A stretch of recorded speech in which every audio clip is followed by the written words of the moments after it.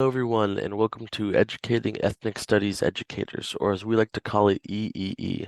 I'm one of your hosts, Jeffrey Smith, and I'm a first year at CSULB, majoring in liberal studies.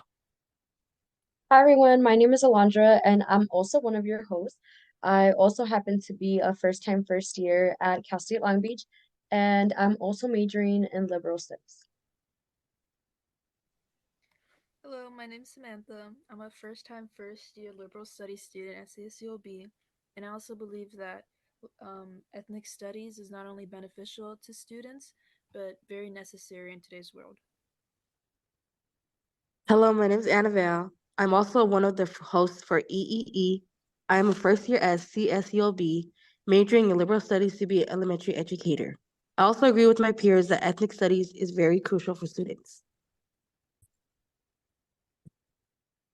Yeah, so thank you for joining us. In this podcast, we will be discussing the importance of properly teaching ethnic studies to our students. See, one of the most prominent problems within the K through 12 education system that we identified as a group is that ethnic studies is not properly taught, nor are the teachers provided with proper resources. And we're just going to go ahead and explain what is ethnic studies. And for that, we're going to have Jeff tell us what it is.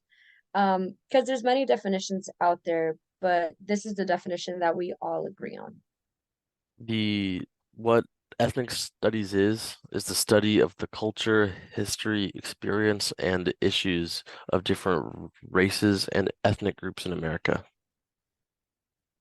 Yeah, so ethnic studies, the groups in America and their story.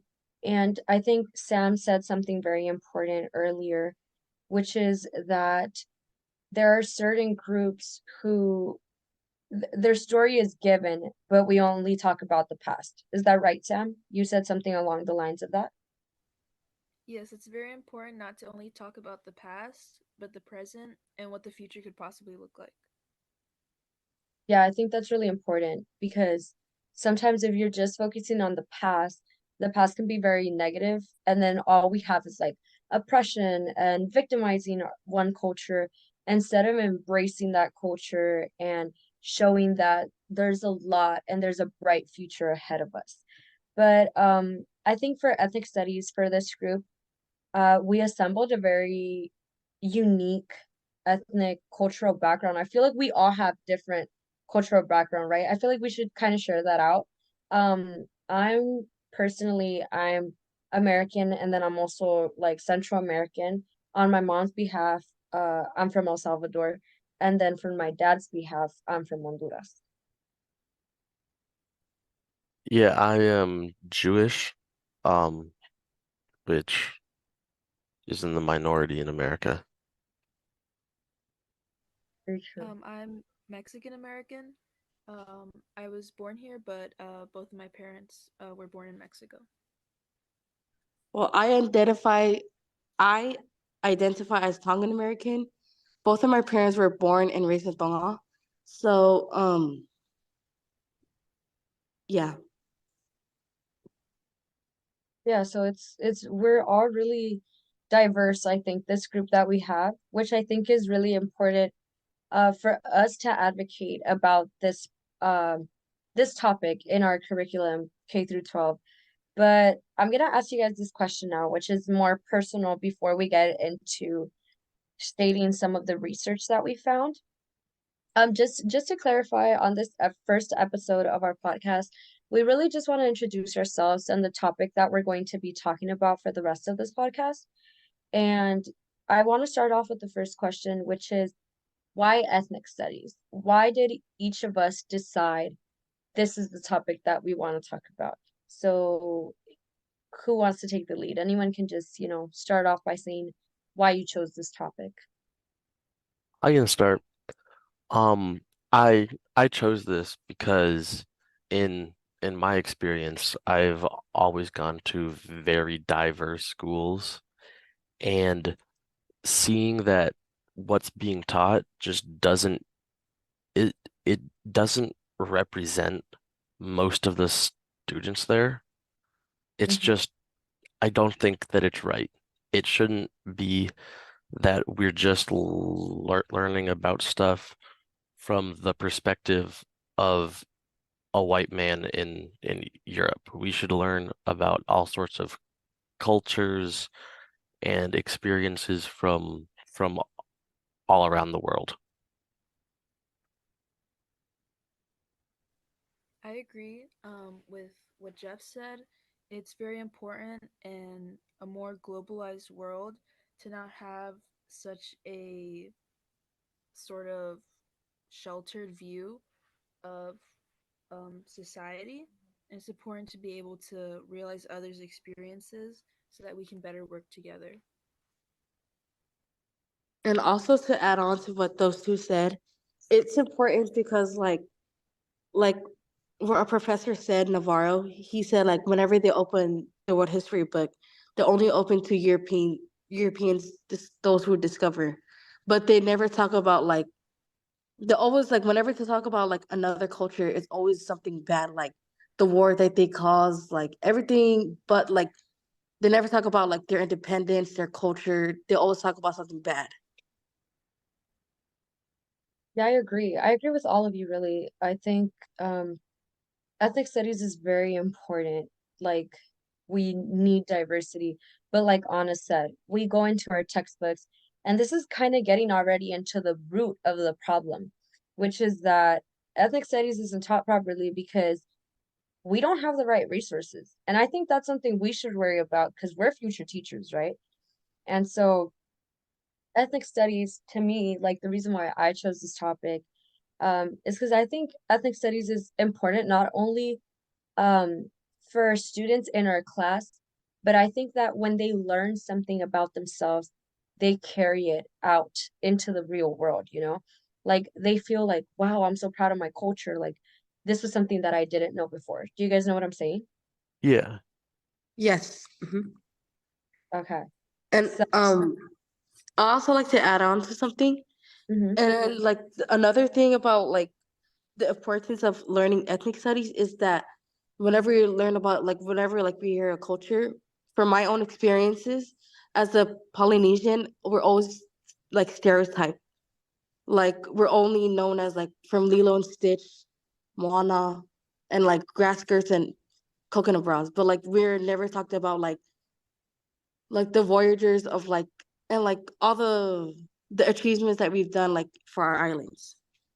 Yeah, so when ethnic studies isn't taught, you have all these little kids and all these young people running around, like you said, with just like what they have seen, but it's like a general stereotype that they have because they really don't know anything about any other culture.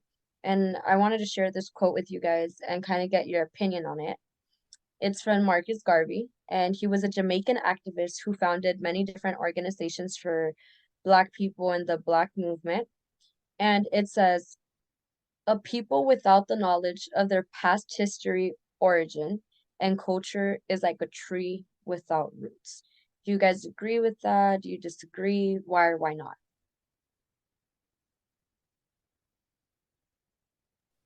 Yeah, I definitely agree with that quote because without the history, there isn't a strong foundation about the values and beliefs of a certain group. So it's very important to look back and see how far your people have come and how that could look like um, in yourself, like carrying those values and the nuances throughout history, how that may look like today versus the past, and how it could look like in the future. So it's very important not only to have this as a foundation, but it can also bring you a sense of community and belonging. So here's the thing. We already know that ethnic studies is being taught, but obviously we know that it's not being taught effectively, which is the whole point of our project and the whole point of us doing this podcast, because we want to inform future teachers like us and even those who can make a change, you know, in the way that it's being taught. But the question is, why is it not being taught effectively? And I think Anna had something very important to say about that.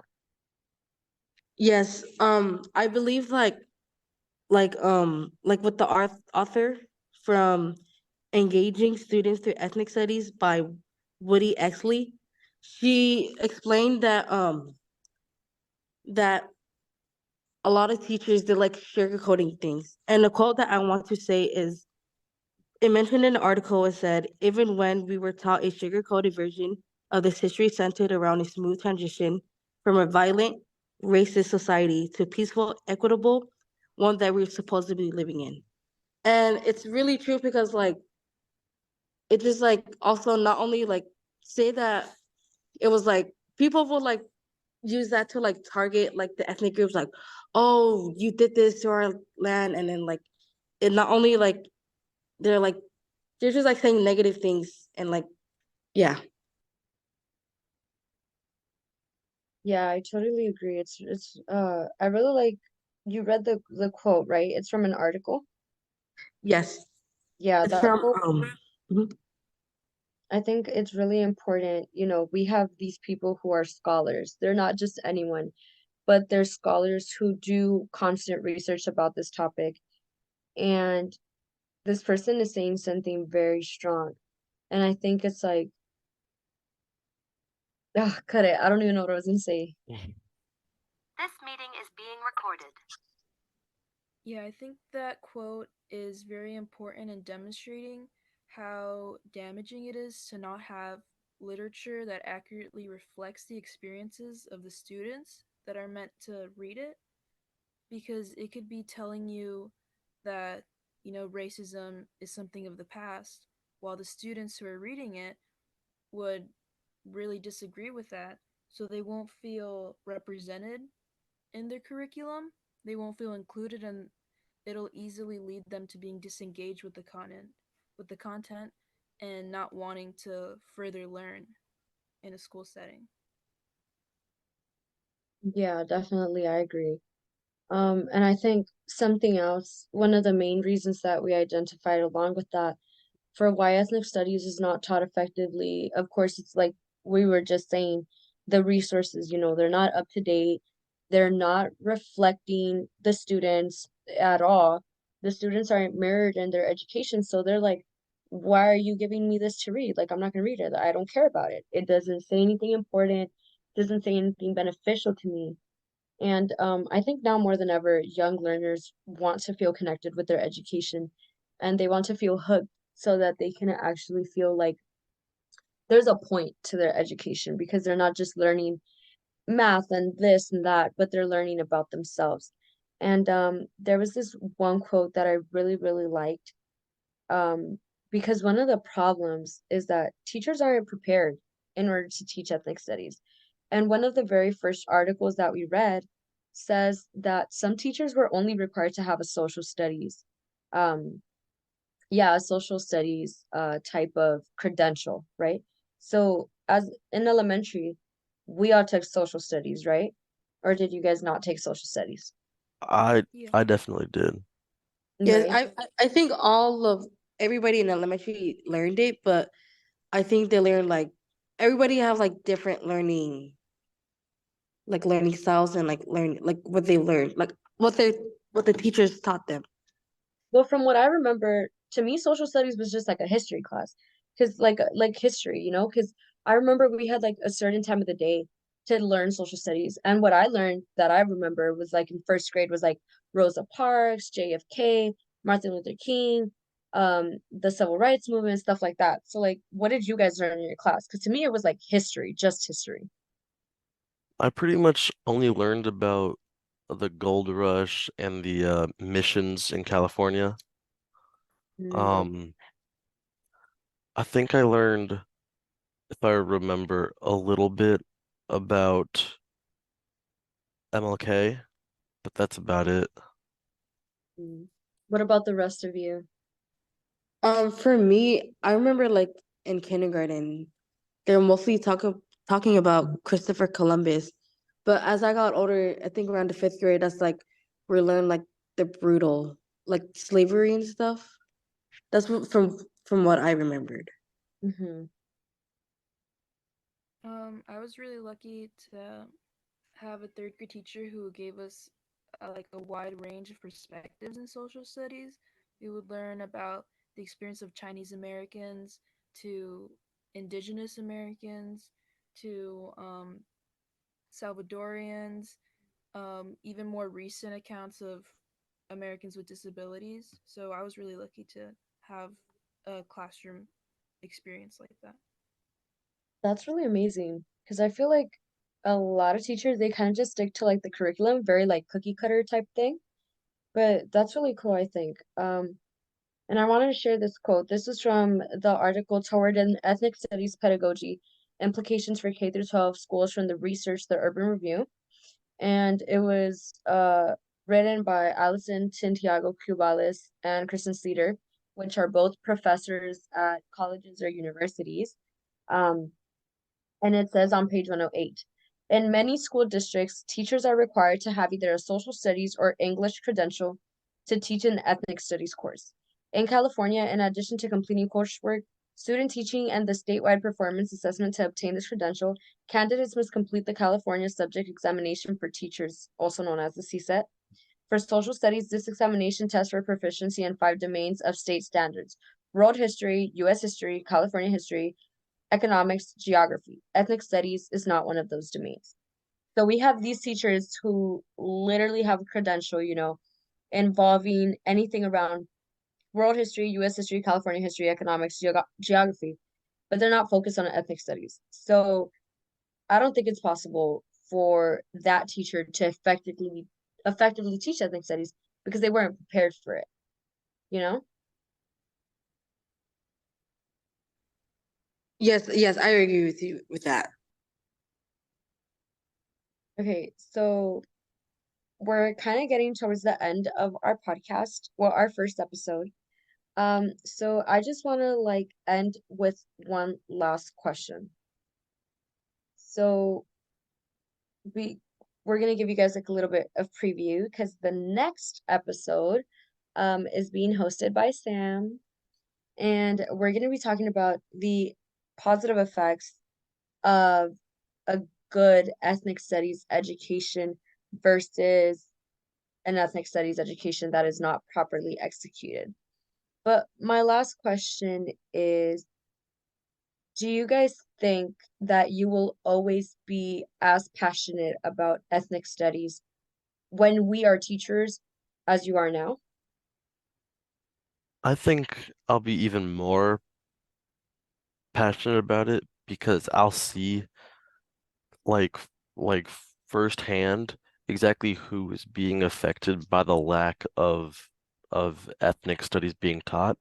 And I'll feel even more of a sense of responsibility to teach these kids about ethnic studies. I agree. Yeah, I Anyone believe else? it's really important to show students the world around them, just how broad and diverse it is. And it's really important just to know how you feel about yourself, your identity, so that you can be more of a developed person in adulthood. Definitely. Yes, I think the question that you ask is really important because, like it basically like with all these articles and stuff, it opens our eyes. And from personal experiences, um there isn't much art resources about like Polynesian like cultures and like anything about it. So I wouldn't want like if I were a teacher, like I like as a future educator, like I wouldn't want to like teach like false resources if I get mad about how like people will stereotype us with like and they accuse us for like wrong things even though like it isn't true. Like do you know what I mean, Alondra? Yeah, definitely. Yeah, so I think for you the answer is yes, for sure. You're gonna be passionate about ethnic studies even when you are a teacher, right? Yes, yes. Mhm. Because I think for me it's like definitely I want to see I think because we each also have our own ethnic background, we want to see like students who are like us who have the same background as us to succeed, but as educators we want all of our students to succeed, you know? And so definitely I think we're all on the same page and I think that's why we make such a great group to talk about this project. So thank you guys so much for joining us. Thank you for spending a few minutes of your time listening to these college kids. Um, we hope you can join us on our next episode. Like I said, will be hosted by Sam. The episode after that will be hosted by Jeff.